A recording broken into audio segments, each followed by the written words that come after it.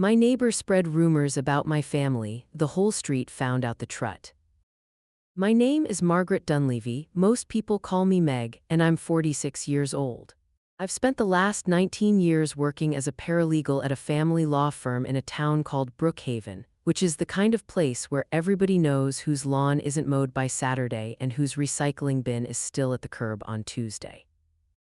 I found out my neighbor had been telling the entire street that my husband gambled away our savings on a Thursday afternoon in September, standing in the checkout line at the pharmacy, when a woman I'd known for 11 years, a woman whose daughter had been in my daughter's kindergarten class, whose casserole dish I still had in my cabinet from the year my mother-in-law passed, looked at me with an expression I can only describe as careful pity and said, "How are you holding up, with everything?"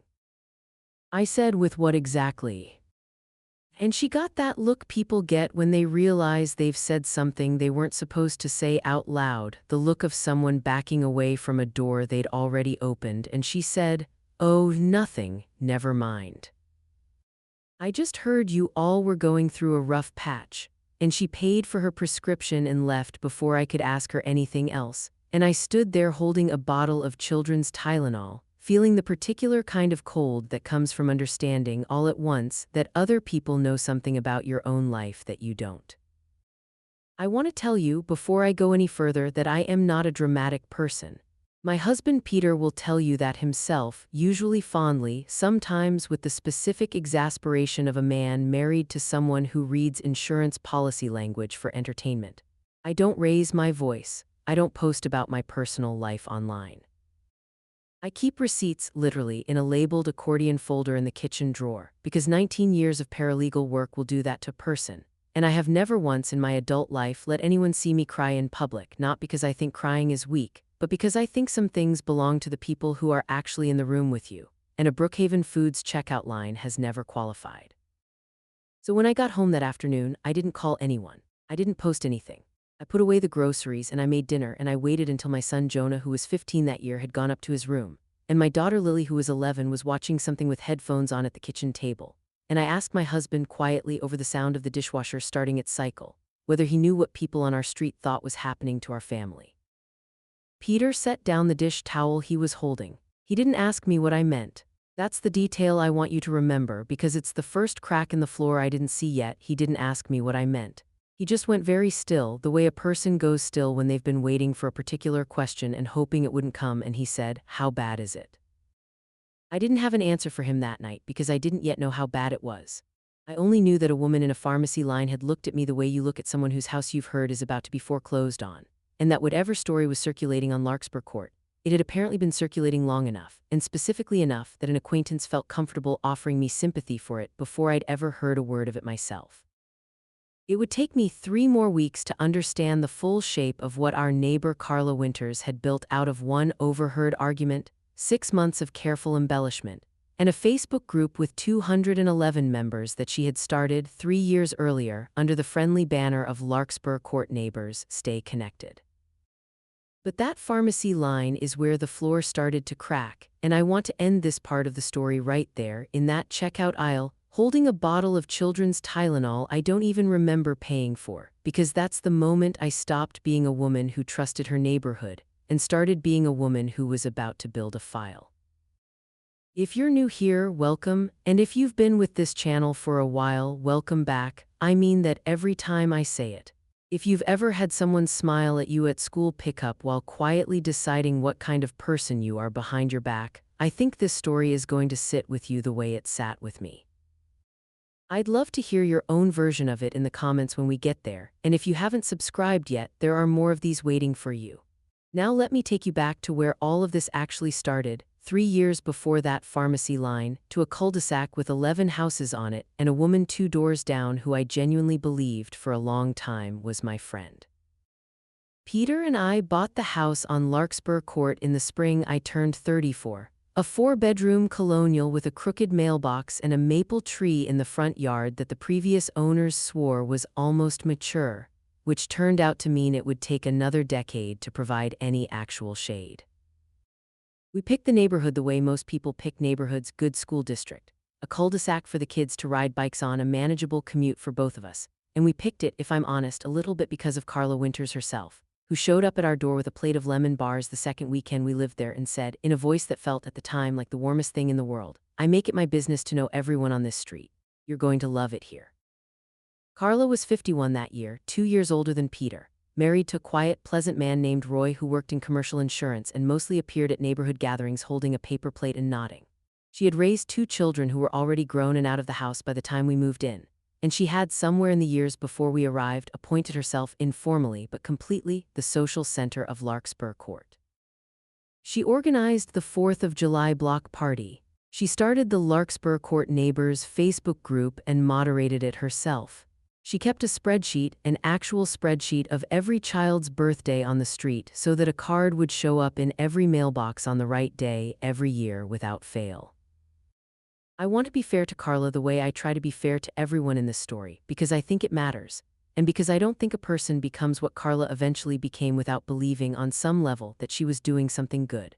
In the early years, she was, in a lot of small, real ways. When Lily was born, Carla organized a meal train that fed us for 11 straight days without my ever having to ask. When my mother-in-law passed away, unexpectedly, the winter Jonah turned 6, Carla was the one who showed up on our porch the next morning with a casserole dish and a hug and the words, "You don't have to talk about it. I just didn't want you to be alone in there." And I remember being grateful for that genuinely, specifically, in a way I still don't discount just because of everything that came later. But here is the first specific memory I want to give you, because it's the one that, looking back, tells you almost everything you need to know about how Carla understood her own role on that street. It was a summer evening, maybe 4 years into living there, and a new family had just moved into the house at the end of the cul-de-sac, the Ferreiras, a young couple with a toddler. Carla hosted a welcome dinner for them, the kind of thing she did for every new family, and about an hour in, after 2 glasses of wine, she leaned across the table toward me and said, quietly, conspiratorially, nodding toward the Ferreiras' closed front door across the street, "I give it 18 months before they're divorced." "You can just tell." I asked her what she meant, genuinely curious, and she said, "The way he talks over her, the way she goes quiet. I've seen it 100 times on this street. I always know before anyone else does." I laughed it off at the time.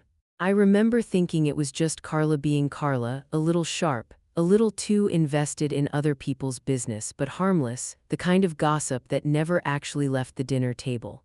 I didn't understand yet that Carla wasn't simply observing marriages on Larkspur Court. She was narrating them in advance to whoever would listen, and that the narration itself had a way of becoming true, because once you tell 11 households that a couple is on the verge of divorce, people start treating that couple like a couple on the verge of divorce, and the couple, feeling watched and judged and quietly abandoned by their neighbors, sometimes actually falls apart under the weight of being talked about that way. The Ferreiras moved out 14 months later. I don't know if they got divorced. I know they stopped coming to block parties about 6 months before they left. The second memory is smaller, but it's the one I think about the most now because it's the first time Carla's narrating turned, even slightly, toward me. Jonah was 8, and he'd had a rough year, some trouble making friends, a diagnosis of ADHD that we were still adjusting his medication for, a teacher who wasn't especially patient with him. At a block party that August, Carla asked me in front of 3 other mothers in a voice pitched just loud enough to carry, "How's Jonah doing? I heard there were some issues at school again." I hadn't told Carla anything about Jonah's school year. I found out 3 days later from another mother that the source had been a comment I'd made privately to one specific neighbor, a woman named Priya, 2 houses down, who I'd trusted with exactly the kind of vulnerable, unpolished worry you share with a friend and nobody else. Priya, it turned out, had mentioned it to Carla in passing, the way you mention things to the person who seems to know everyone and care about everyone, never imagining that Carla would carry it forward into a block party like a headline. I didn't say anything to Carla about it. I remember deciding in that specific moment that it wasn't worth the conflict, that confronting her would make me the difficult one, the sensitive one, the person who couldn't take a caring question from a caring neighbor. I told myself I'd just be more careful about what I shared. That's the sentence I want you to remember, the internal one. I told myself I'd just be more careful, the same quiet, self-protective decision that I've come to understand almost every person on that street had independently made about Carla at some point. And never once compared notes about, because comparing notes would have meant admitting, out loud, that the friendliest woman on Larkspur Court had built her entire social currency out of the raw material of other people's private struggles. The third memory is the one that, if I'm honest, should have told me everything 4 years before the pharmacy line. It was a Tuesday afternoon and I was walking Lily home from the bus stop, and Carla was in her front yard and she waved me over and she said, without any preamble at all, "I heard the Kowalskis are having money trouble." Apparently they're behind on the mortgage. I asked her carefully where she'd heard that. Carla said, "Oh, you know, it gets around." I asked if she'd talked to the Kowalskis directly. She looked at me like I'd suggested something faintly absurd and said, "Why would I do that? They'd just deny it." I remember standing on that sidewalk, Lily's hand in mine, feeling something shift very slightly and uncomfortably in my chest. The recognition that Carla had just described without any self-awareness at all, a system with no possible correction built into it. If the rumor was true, it was proof she was right. If the rumor was false, the denial was proof she was right too. There was no version of events in Carla's framework where Carla could ever simply be wrong. I want to add one more piece here, out of order, because it belongs with the other three even though it happened later. The year Jonah turned 12, 3 years before the pharmacy line, the year Carla was voted in, unopposed, as president of the Larkspur Court Homeowners Association. Nobody else ran, nobody ever seemed to want to. Roy joked at the meeting, half proud and half resigned. "She practically runs this street already, might as well make it official." And everyone laughed, including me, and I remember thinking at the time that it was a harmless kind of joke about a harmless kind of person, a woman who liked being needed, who liked knowing things first, who liked being the one everybody called. It didn't occur to me that night, applauding along with everyone else in a stranger's living room, that we had just handed a formal title, an official mailing list, and a quarterly newsletter to the one person on the street who had never once in 8 years shown any evidence that she understood the difference between caring about people and controlling the story about them.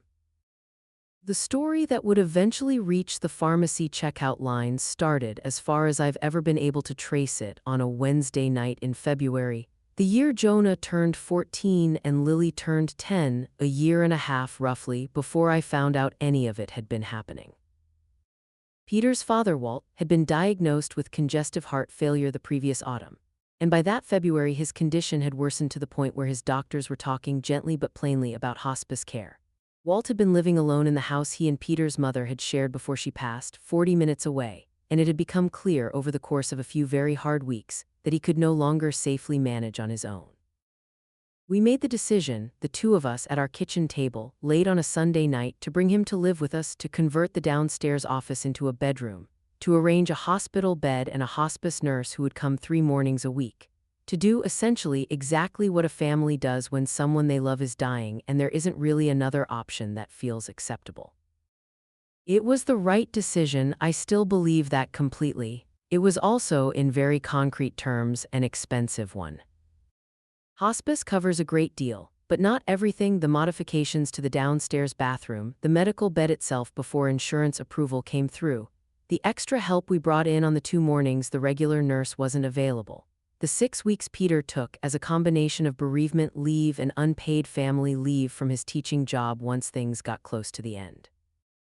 We were, for about 4 months, living tighter than we ever had before, dipping into savings we'd built for exactly this kind of emergency and watching that cushion shrink faster than either of us was entirely comfortable with.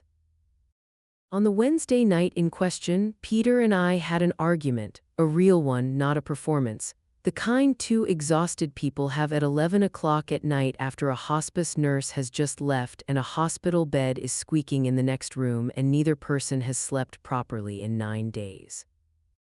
I don't remember every word of it, but I remember the shape of it. Peter wanted to hire additional overnight help, which we genuinely could not comfortably afford.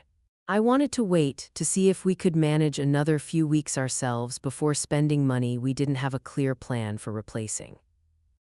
At some point, my voice rose, not shouting, but sharper than either of us usually allowed ourselves to be with each other, and I said something close to, "We can't just keep spending like this, Peter. We are going to lose everything if we're not careful." And Peter said something back about how his father was dying and I was talking about a spreadsheet. And it was ugly in the specific, exhausted way that arguments between two good, tired people can be ugly. And it lasted maybe 6 minutes before we both apologized and sat on the kitchen floor together and cried quietly so Walt wouldn't hear us through the wall. What neither of us knew that night was that our kitchen window was cracked open 4 inches, because the house had been stuffy with the extra medical equipment running, and that Carla Winters, taking her dog Baxter out for his last walk of the evening, had stopped on the sidewalk directly outside that window, whether by coincidence or not. I've never been able to say for certain and had heard exactly 2 sentences clearly enough to repeat them word for the following 18 months. We are going to lose everything, and his father is dying, and I'm talking about a spreadsheet. I want to be precise about what I actually know happened next because precision is the entire point of this story. I don't know and will never know exactly what Carla told the first person she told. I only know what came back to me, piece by piece over the following year and a half, filtered through however many retellings it passed through before it reached me, and what came back to me was this: that Peter and I were having serious money trouble, that we might be on the verge of losing the house. That Peter had some kind of problem. The word gambling entered the story sometime in the first 3 months. Though I've never been able to trace exactly whose embellishment that was, and that I was barely holding it together. Nobody said any of this to my face. That's the detail that I think matters most about this entire year, and it's the detail I want to sit with for a moment because I think it's true of almost every story like this one. The rumor didn't spread through confrontation. It spread through concern. Every single person who repeated some version of the Dunleavys are struggling almost certainly believed in the moment they said it that they were being kind, sharing information out of care. The way you'd mention that a friend's mother was sick, so that people could be gentle with her, so that people could understand why she seemed distracted at pickup, so that people could, in some vague, well-intentioned way, be ready to help if help was ever asked for. Nobody framed it to themselves as gossip. Everybody framed it to themselves as concern.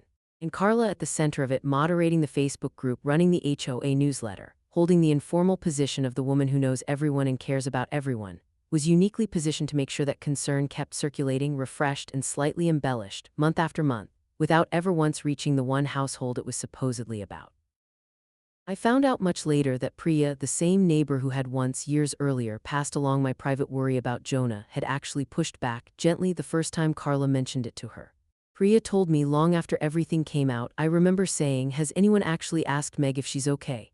And Carla said, "You don't want to embarrass her by bringing it up directly. Some people would rather just be quietly supported." I sat with that sentence for a long time when Priya told me. Carla had built, without ever having to say it in so many words, a permission structure that made silence toward me look like kindness, and made speaking to me directly look like an intrusion, which meant the story could grow entirely unsupervised, entirely without correction, for as long as everyone on the street kept agreeing politely not to be rude enough to just ask. By the following autumn, the autumn Walt passed away quietly in the downstairs bedroom with Peter holding one of his hands and me holding the other. I had started to notice small things I couldn't quite name yet. Lily wasn't getting invited to the same number of playdates she used to get invited to. A woman named Denise, who lived across the cul-de-sac and had once been a reliable presence at every school function, started giving me a specific kind of overly bright, overly brief greeting at pickup. "Hi, good to see you, okay, gotta run." That felt, without my being able to articulate why, different from how she used to talk to me. I want to give you a specific incident from that year because generalities don't tell you anything true, only specifics do. In October, 3 weeks after Walt's funeral, the HOA held its annual budget meeting, and I, who had served as the HOA's volunteer treasurer for the previous 4 years, unpaid, tracking dues and reserve funds in a spreadsheet I'd built and maintained myself, the same way I'd built spreadsheets for other people my entire adult life, brought the year's financial report to present, as I did every October. Carla, as president, opened the meeting by saying, before I'd said a single word, Before Meg presents the numbers, I just want to say, on behalf of everyone here, how much we appreciate everything she's managing right now. We know things have been really hard for her family this year. It sounds kind on the page. I want you to sit with how it actually felt in the room.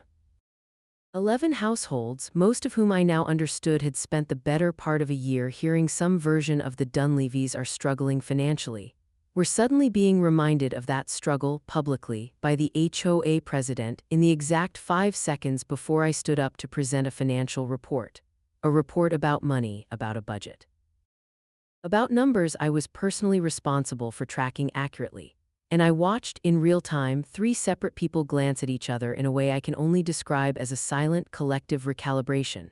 The visible moment where a room decides to start listening to you a little more carefully, a little more skeptically, because someone they trust has just quietly suggested there might be a reason to. I got through the presentation. The numbers were fine. They were, as they had been every year, completely accurate, reconciled to the penny, the way I do everything. But I remember driving home that night and feeling, for the first time, a specific low-grade unease that I couldn't fully name, the sense that I had just done something ordinary, something I'd done successfully 4 years running in front of a room that had, for reasons I still didn't understand, started watching me differently. The dialogue I want to give you from this period, the one line that, looking back, contains almost the entire mechanism of what Carla was doing, came from a conversation with Denise, the woman who'd started giving me those clipped, overly bright greetings. I ran into her at the grocery store in November, and something made me ask her directly, gently, whether everything was all right between us, whether I'd done something to upset her. Denise looked genuinely uncomfortable, and then she said, "No, of course not. I don't want to make things harder for you than they already are, you know. I figure you've got enough going on." I asked her what she meant by enough going on. She said, "I just heard things have been really tight for you guys, money-wise. I didn't want to bring it up and make you feel bad."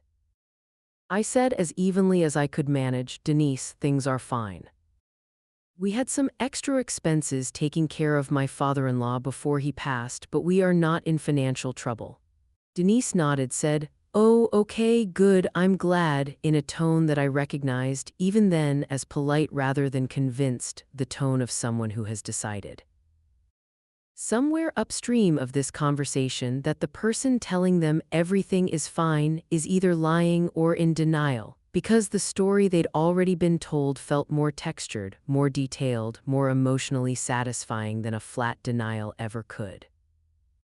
That's the specific cruelty of a well-built rumor. I think, by the time it reaches the person it's about, it has usually accumulated enough specific, plausible-sounding detail that the truth, stated plainly, sounds thinner than the fiction. I let it go. I told myself again that confronting it directly would make me look defensive, would make me the difficult one, would give the story more oxygen rather than less. I want to be honest that this was, in hindsight, exactly the same mistake nearly everyone on that street had already independently made about Carla. The quiet, individually reasonable decision to avoid conflict, which multiplied across 11 households in 18 months, had allowed one woman's narration of my family's private grief to become, functionally, the accepted version of events on an entire cul-de-sac, while the actual people it was about remained the very last to know. There was warmth in that year too, and I don't want the accounting to crowd it out. Roy, Carla's own husband, mowed our lawn without being asked twice during the worst weeks of Walt's decline, leaving no note, saying nothing about it afterward, the kind of quiet decency that never made it into anyone's group chat. Jonah, 14 that year and old enough to understand more than I expected, started sitting with his grandfather most evenings after school, reading to him from a battered paperback western neither of them particularly cared about, simply because Walt liked the sound of Jonah's voice. And I still think of that, sometimes, as the truest thing that happened in our house that whole hard year, entirely separate from anything happening on the Facebook group 2 doors down. If any part of this is landing close to home, if you've ever felt a room go quiet in a way you couldn't quite explain, or caught someone being kind to you in a way that somehow felt worse than if they'd just said nothing, I'd really love to hear about it in the comments when we get to the end of this one. It helps me know I'm not just telling my own story into the void. Now let me take you into the year everything actually came apart, because year 3 is the year Carla Winters stopped just talking about my family and started acting on what she'd apparently decided, entirely on her own, that she knew about us. I want to mark the beginning of this year with a specific, dateable event, because it's the moment the story stopped being background noise I could choose not to hear and started actively reshaping our daily lives. In late January, the Larkspur Court HOA held its annual elections for board positions, including treasurer, the role I had held unpaid and by all measures competently for 5 straight years. I assumed reasonably that I would simply continue, the way I had every year since nobody had ever run against me and the position wasn't exactly a coveted one. 2 days before the meeting, Carla sent an email to the full distribution list, 211 households by then, since the HOA email list had merged with the Facebook group's membership the previous year, announcing that, given some concerns raised by several residents about financial oversight, the board would be opening treasurer nominations to any interested homeowner, and encouraging anyone who felt strongly about transparency in our community finances to consider running. I read that email 3 times before I fully understood what it was implying. Nobody had ever raised a concern to me directly. Nobody had ever questioned a single number in 5 years of reports. But the email didn't need to make an accusation to do its work. It only needed to raise the word concerns next to my name, in an inbox that 211 households would open, most of whom had already spent a year hearing some vague, undefined version of the Dunleavys are struggling financially, and let the two ideas sit close enough together that people would draw their own conclusions. A woman named Fran Ostrowski, who I barely knew, ran against me and won by a comfortable margin. I didn't fight it. I told myself again that it wasn't worth the conflict, that stepping back gracefully was the mature, sensible thing to do, that making a scene about an unpaid volunteer position would only feed whatever story people already believed about me. Peter wanted me to say something at the meeting. I told him it would look exactly like the kind of defensive reaction that would confirm whatever people already suspected. I still think about that conversation sometimes, wondering if the version of me that spoke up that January night might have saved us 8 months of what came after. The dialogue I want to give you from this period came a few weeks later from Carla herself, in a conversation I initially mistook for an olive branch. She stopped by our house on a Saturday afternoon, unannounced, with a plate of banana bread and said, standing on our porch, "I hope you know none of that treasurer stuff was personal. I just think it's healthy for a community to rotate roles, don't you? Keeps things transparent, keeps everyone accountable." I said something non-committal, something about how I understood, and Carla, encouraged, kept going. "I just want you to know, whatever's going on with you and Peter, I'm always here if you need to talk. No judgment, I know things haven't been easy." I said, as calmly as I could, "Carla, things are fine. I don't know what you've heard, but we are not going through anything you need to check in on." Carla smiled, a specific, patient, faintly sad smile, the kind you give someone you've already decided is in denial, and said, "Of course. I just want you to know the door's open." And she left, and I stood on my own porch holding a plate of banana bread I never ate, understanding for the first time with real clarity that no denial I offered was ever going to register with Carla as information. It would only ever register as confirmation of exactly how bad things must be if I was still trying this hard to hide it. That's the line I want to name here, out loud, the way I promised myself I would somewhere in this story. That's the machinery of it. Carla didn't need me to admit to anything because she had already built a version of events sturdy enough to survive contact with my own denials. Every "no, we're fine" I offered simply became, in the retelling, further evidence of how deep the trouble must run that we couldn't even admit it to our own neighbors. There was no sentence I could have said, standing on that porch, that Carla's framework couldn't absorb and repurpose in her favor. By March, Lily, 11 years old that spring, came home from school one afternoon and asked me out of nowhere at the kitchen table doing her homework, "Mom, are we poor?" I asked her why she'd ask that. She said a girl in her class whose mother was in the Facebook group had told her matter-of-factly at recess, "My mom said your family might have to move because your dad gambled away all your money." I want you to sit with that sentence the way I had to sit with it. Watching my 11-year-old daughter's face while she waited for an answer, because that was the moment I understood completely that this was no longer a rumor circulating quietly among adults who could, in theory, choose to believe or disbelieve it as they pleased. It had reached my children. It had reached them through other children in a school cafeteria, dressed up as a fact their own mothers had apparently stated plainly enough at their own kitchen tables for an 11-year-old to repeat it verbatim. I told Lily, as calmly as I could manage while something in my chest was breaking, that we were not poor, that her father had never had a gambling problem, that some grown-ups on our street had gotten some facts very wrong and were talking about it in ways they shouldn't be, and that none of it was true, and none of it was her fault, and none of it was something she needed to carry. She believed me. I think she believed me completely, in the specific, total way an 11-year-old believes her mother. But I watched something shift in her that spring anyway, a new quietness at pickup, a new hesitation before accepting playdate invitations, as though some part of her had started keeping score of who still seemed to like her family and who didn't. That night, after both kids were asleep, I sat at the kitchen table with Peter and said, for the first time out loud, "I think this is bigger than we've let ourselves believe it is." Peter said, "I know, I've known for a while. I didn't want to say it because I didn't know what saying it would actually change." We didn't have an answer yet that night. We only had the beginning of an agreement that whatever this was, it had stopped being something we could simply wait out, the way you wait out weather, and had started being something we needed to understand completely, in detail, with proof, before we tried to do anything about it at all. 6 weeks later, on a Thursday afternoon in the checkout line at the pharmacy, a woman I'd known for 11 years asked me how I was holding up with everything, and I finally understood that I wasn't the last person in this story to find out what was being said about my family. I was simply the last person who'd been allowed to. Continued from part 1, Meg has just realized, in a pharmacy checkout line, that her neighbor Carla has spent 18 months spreading a false story about her family's finances, and that the story has now reached her 11-year-old daughter's classroom. I want to tell you about the Tuesday morning in April when a woman named Alicia Novick knocked on my front door and identified herself as a caseworker from the County Department of Children and Family Services.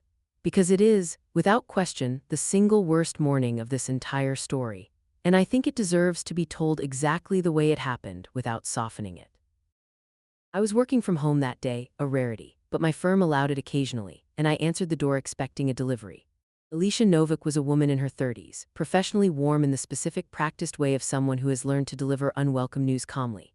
And she explained, standing on my porch with a folder under her arm, that the department had received an anonymous report expressing concern for the welfare of the children in my household.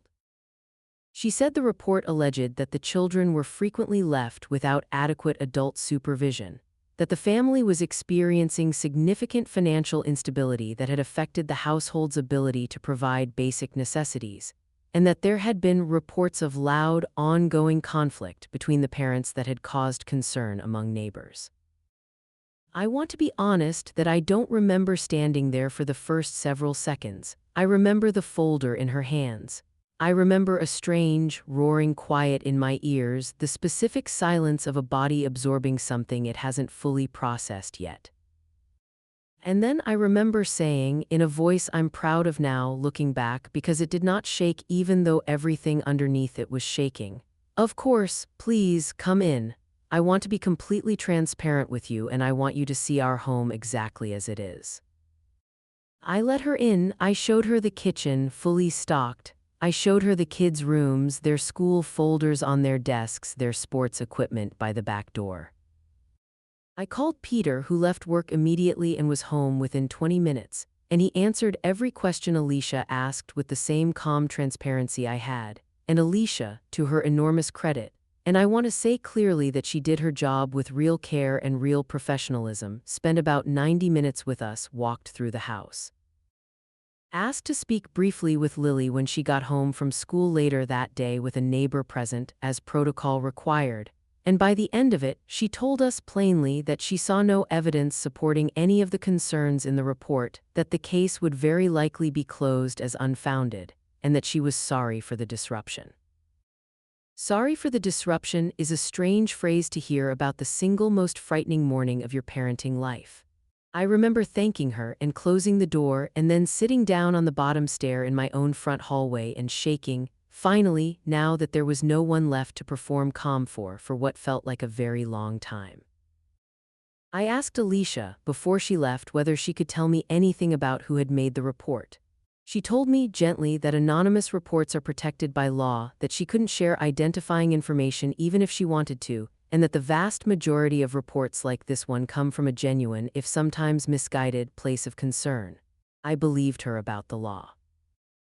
I did not believe, not for 1 second standing in my own front hallway, that this particular report had come from a genuine place of concern. Concern doesn't file a formal complaint with a government agency about a family it has never once approached directly.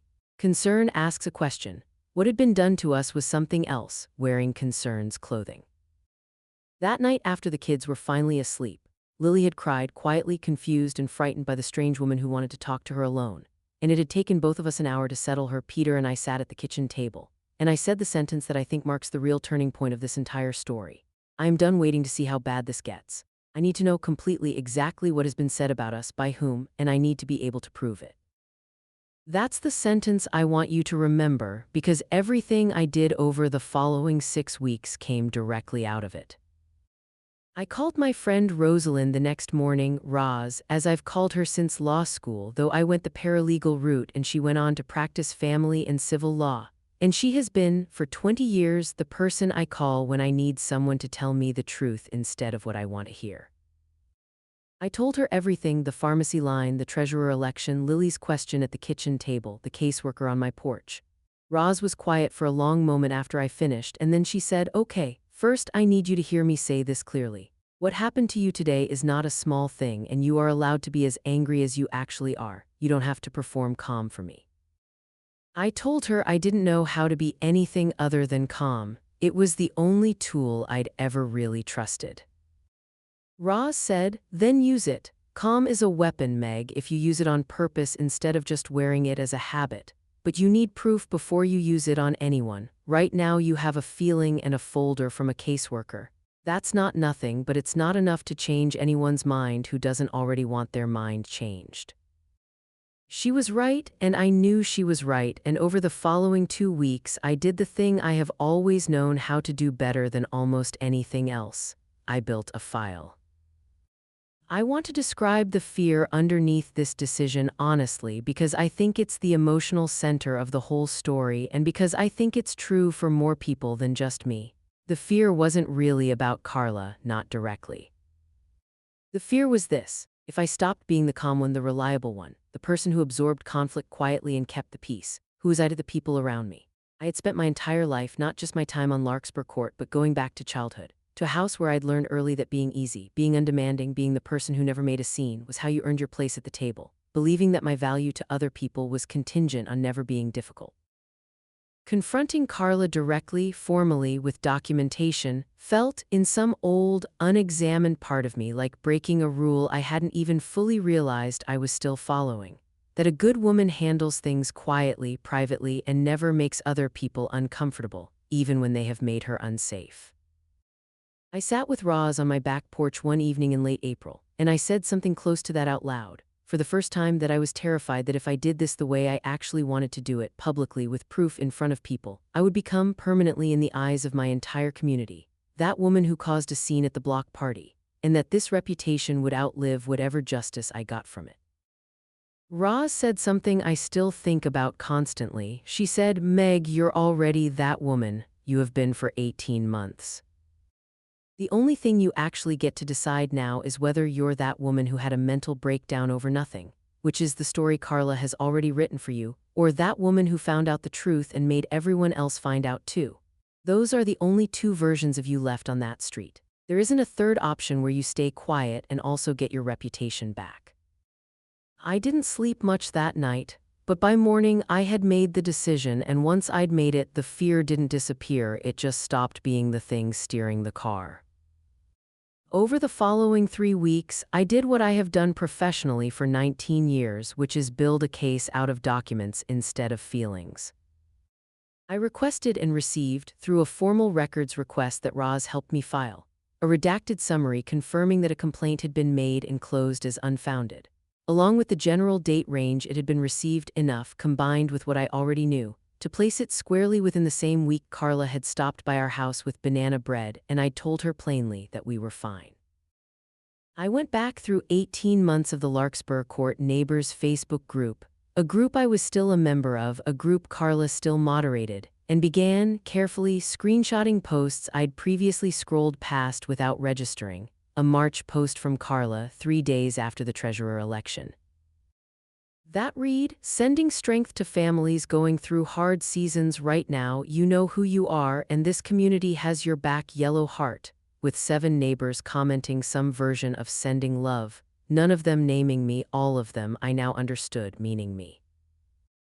A comment thread from January where a woman I barely knew asked, in response to a general post about the block party planning, "Is the Dunleavy family doing okay? I heard things have been rough," and Carla replied, "Best to just be gentle with them right now." I wouldn't bring it up directly. A private message forwarded to me finally by Priya, who told me she'd been sitting on a version of this discomfort for over a year and hadn't known what to do with it, in which Carla had written the previous autumn, "I really think Peter has a gambling problem. I've heard it from 2 different people now. Meg's in denial about it, poor thing. I don't think we should say anything directly, it would just embarrass her." I want to name clearly the piece of that message that mattered most to me, the piece that turned this from a hurt feeling into something I could actually prove. I've heard it from 2 different people now. Carla had never once heard anything about a gambling problem from 2 different people. There had never been a gambling problem. What she had heard 18 months earlier through a cracked kitchen window was 6 minutes of an exhausted, grieving argument about hospice costs.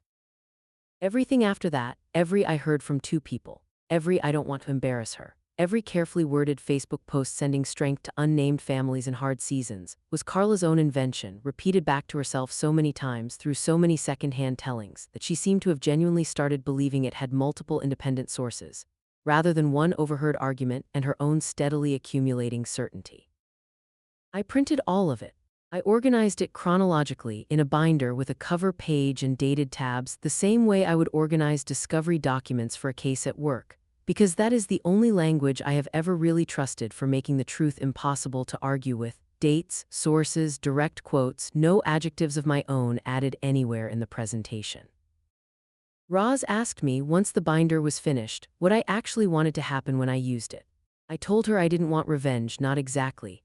I wanted the story corrected publicly in the same space it had been told by the same people who had told it, so that my children could walk into that cul-de-sac again without other children repeating things about their family that weren't true. Roz said that sounded like exactly the right goal and exactly the hardest one, because correcting a story is so much harder than simply hurting the person who told it. The Larkspur Court HOA held its annual spring meeting on the 2nd Thursday of May, in the clubhouse at the entrance to our development, the same room where I had presented 5 years of financial reports, the same room where I had stood silently while Fran Ostrowski was voted in as treasurer in my place. I asked, a week in advance, to be added to the agenda for 5 minutes under new business. Carla, still president, approved the request without asking why, which I've come to believe was the single moment where her certainty in her own narrative worked against her. She genuinely did not expect me to have anything to say that would matter. I brought the binder. I brought Peter, who sat in the second row and said nothing the entire time, exactly as we'd planned, because this needed to be mine to say. I did not bring Lily or Jonah. Some things a mother carries so her children never have to. When my turn came, I stood at the front of a room of about 40 neighbors, and I did not raise my voice, not once, for the entire 7 minutes it took.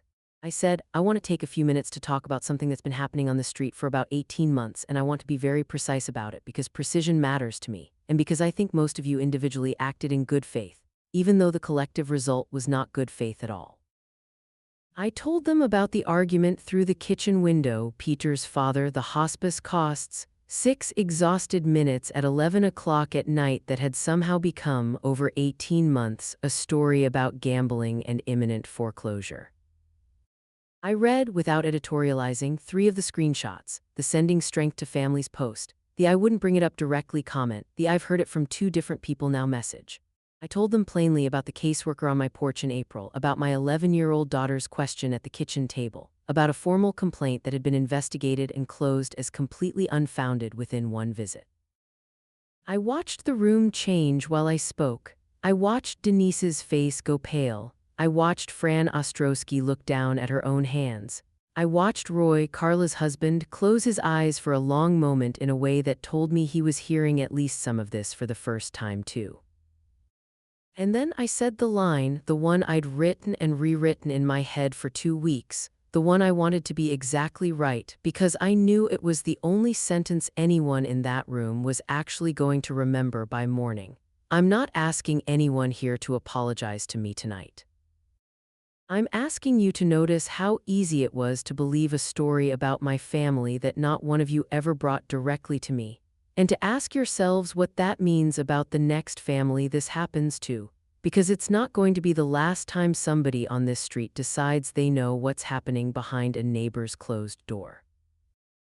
Carla, for her part, did exactly what I'd expected and Roz had warned me to expect.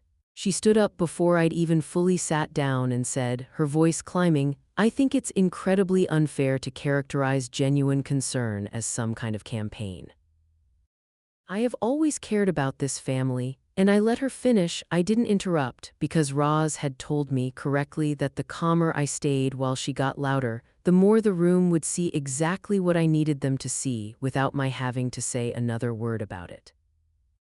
Carla's voice cracked once near the end, a real, unguarded crack, and I want to be honest that in that specific moment, watching a woman I'd once genuinely liked come apart in front of a room she'd spent a decade curating, I felt something that wasn't triumph at all.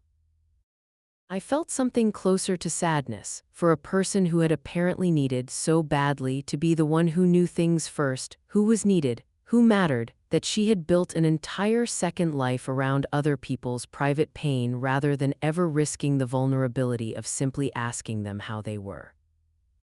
Nobody applauded when I finished. It wasn't that kind of room, and it wasn't the kind of moment that deserved applause. But 3 separate neighbors came up to me afterward, Denise quietly with an apology that actually sounded like one this time. A man named Greg I barely knew who said, "I should have just asked you directly months ago, I'm sorry I didn't." And Priya, who hugged me for a long time and didn't say anything at all because she didn't need to. I want to tell you honestly that this did not end with a tidy reconciliation because that would not be true, and I promised you the truth at the start of this. Carla resigned as HOA president 6 weeks later, citing personal reasons, and moved, along with Roy, to a different development on the other side of town the following spring. Not run out, exactly, nobody forced her hand, but I think she understood. The way people eventually do, that the specific currency she had traded in for a decade had lost all its value on that particular street, and that starting over somewhere new was easier than staying and being, forever, the woman who'd been called out in the clubhouse. I have not spoken to her since the day the moving truck pulled away. I don't know if I ever will. Some part of me still hopes, in the specific, complicated way you hope for someone who hurt you badly and also once brought you lemon bars on your second weekend in a new house, that wherever she is now, she has found some way to matter to people that doesn't require narrating their pain for them. The Larkspur Court Neighbors Facebook group is still active, moderated now by a rotating committee of 3 people instead of 1. A small, deliberate structural change that Fran Ostrowski pushed through at the next HOA meeting, and that I think of privately as the one clean, unambiguous good thing that came directly out of everything that happened. Denise and I are not close exactly the way we once were. Something about that year changed the texture of it permanently, and I've made my peace with that being one of the threads this story doesn't get to tie up neatly. Priya and I, though, are closer than we've ever been. She started a small, informal habit, the spring after everything settled, of texting me directly whenever she hears anything secondhand about anyone on the street, good or bad, with the same 3 words every time. "Wanted you to know," which I've come to understand as her own quiet, permanent correction of the exact mistake she made years earlier. The mistake so many well-meaning people on that street made, of thinking that silence offered kindly was ever actually a form of protection. Lily, 13 now, doesn't remember most of it in detail, the way children mercifully don't always hold on to the worst of what happens around them. Though she still sometimes, if a classmate repeats something secondhand about another family, asks the classmate unprompted, "Wait, did you hear that from the person it's actually about or from somebody else?" I didn't teach her to ask that question directly. I like to think she built it herself, out of watching what happened in our own house. And I think that's the quiet, redemptive thread I actually got to keep out of all of this. Not an apology, not a clean ending, but a 12-year-old girl who has already learned, years earlier than I did, to ask where a story actually came from before she decides to believe it. I said something to Roz on my back porch, the week before the clubhouse meeting, that I want to leave you with, because it's the truest thing I know about everything that happened on Larkspur Court, and it's the sentence I'd want someone to hand me if I were standing where I was standing 18 months earlier, holding a bottle of children's Tylenol in a pharmacy checkout line, not yet understanding what I was about to have to prove. I said, concern that never once reaches the person it's about isn't concern, it's just a story someone else gets to tell instead of you. I still believe that completely. I think it's true of neighborhoods, and I think it's true of families, and I think it's probably true of almost every version of this story that any of you watching have lived through yourselves, in your own specific shape, with your own specific Carla, on your own specific street. Thank you genuinely for sitting with this one all the way through. I know it was a long one, and long ones only work because people like you actually stay for them. If any part of this found its way into your own life, I'd love to hear it in the comments. I read every single one, even the ones that come in months later. And if you haven't yet, please consider subscribing. There are more stories like this one coming, and I'd love to have you here for the next one.